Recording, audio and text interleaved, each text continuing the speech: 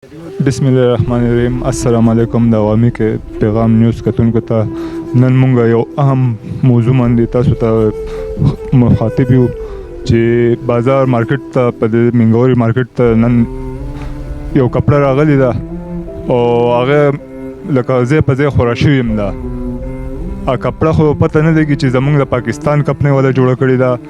آیا یا انډیا والا جوړه کړې آیا یا چاینا والا جوړه کړې ده، خو لیکن هغه زمونږ یو مسلمانۍ پورې یو خالص یو مذاق جوړ شوی دی. ولې چې په هغې باندې کلمې لیکل شوي زمونږ د الله پاک نومونه پې مکمل طور په ګل په شکل کې جوړ شوی دی. ډېر داسې امپړه خلک وایي چې هغو لکه دا سوچ نه کړی چې دا خو یو ډیزاین دی دغه دی، خو یو زنانه هغه کپړې ته سوچ وکړو او هغه یې وکتله چې په هغې کې دا الله پاک نومونه لیکل شوي دي. نو په دې سلسله کې مونږ هغه یو ماما دی هغه نه مونږ معلومات وکړو چې دا څنګه واقع وه او څه چل شوی و. تاسو مونږ سره اوسئ. دا خپل نوم ووایه ته او دا کومه واقعه چې شوې ده کپړه چې تاسو راوړې ده دا لکه څنګه واقع شوې ده، دا څنګه تاسو ته پته ولګېږي چې په دې کې دا الله پاک نومونه لیکلي شوي دي؟ اعوذ بالله من الشیطان الرجیم. بسم الله الرحمن الرحیم. دا کپړه ما ته ملو شوله د چا به رالیږلي والله العلم چې چا رالیږلي، خو به هر حال زما لاس ته دا کپړه راغله. نو ما د دې دپاره رالیږلي وه چې د دې کپړې نه تاسو قرآن پاک له کمیسونه جوړ کړئ، کڅوړې دې جوړې کړئ. او دا جوړ شوی کمیس و، خو دا چې چا جوړ کړی دی دا کمیس چې چا جوړ کړی ډېره مسلمانه او ډېره ایمانداره ښځه وه چې هغې ته دونه پته ولګېده چې دا کپړه دې چا وله راوړې یا دې اغوستې، خو چې دې کتلې دي نو په دې باندې باقاعده د الله نومونه نو دې فورا هغه کپړه ایستلې ده او دا یې د دغه لپاره د قرآن شریفونو دپاره وقف کړه. خو زه د دغه خو مسلمانه ښځه وه دا شی وکړو، خو په دې کمیسو د دې ځای حیران یم دا چې جوړ شوی دی نو د دې به کټایي شوي دا ښکته ځمکې ته راتاو شوی دی. په دې باندې یو سل نومونه یې د الله تعالی هغه په دې ګل کې راغلي دی، په دې کپړه باندې تاسو د دې هغه دغه به اغوستی. نو زه خو دا وایم زه حکومت پاکستان ته وایم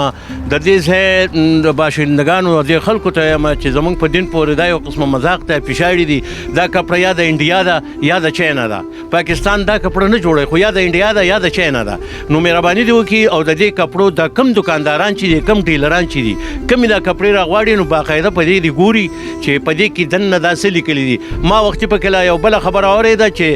یو بال راوتی و او په هغې باندې لا اله الا الله محمد رسول الله لیکلي و، نو هغه فوټبال په شکل کې هغه چلېدو. نو دا موږ په دین پورې ډېرې واقعګانې چې په پیزارو کې اکثر کې راغلي دي. اوس دا په کپړو کې ما نه ولیدلې، اول ځل مې دا ولیدو. نو ما خو تقریبا هر چا ته ویلي چې مهرباني وکړئ دا فیسبوک لا او دغه لا نټ له ورکئ چې د دې کپړې مخنیوی وشي چې دا مزید نوره دا خرڅ نه شي په بازار کې او دا کپړه بنده شي. دا په کوم ځای کې اغوستې شوې؟ دا په دې چاینا مارکیټ کې اغوستې شوې ده.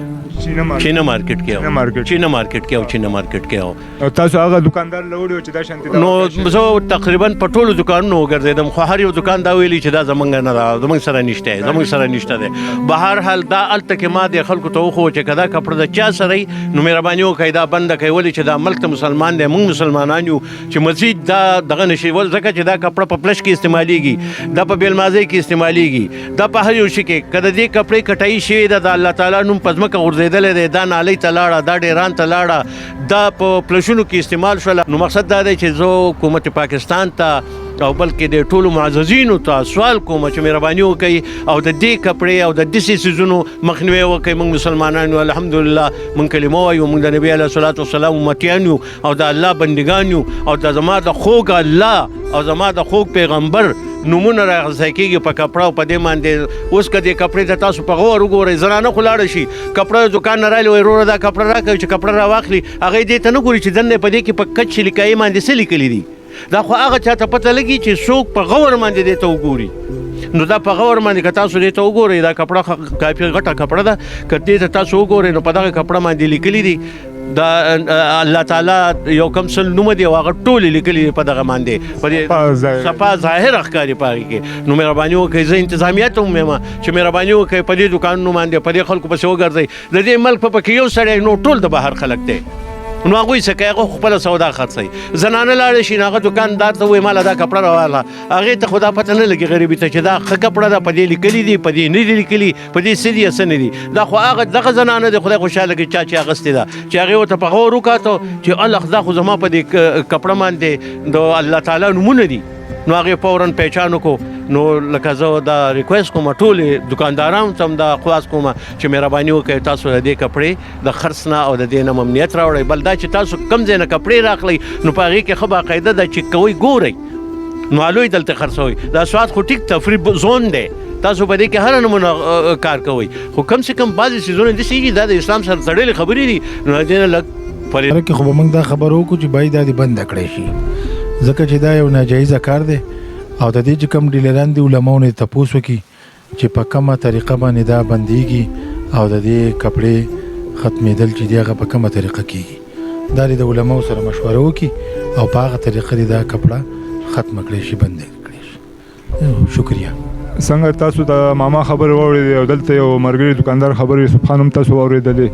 نو داسې یو کپړه چې راوتې ده دا نو موږ ډي سي سوات ته هم دا وایو چې هغه دې فوراً په دې باندې ایکشن والي او په حکیم ته هم دا وایو چې دا رنګې مارکیټ ته چې دا شی راځي مکمل طور باندې دا بین کوي او مکمل پابندي په دې باندې ولګوي او چې دا چا سره څونه قانون یې کو دغه دې فوراً سیل کړي او په دې باندې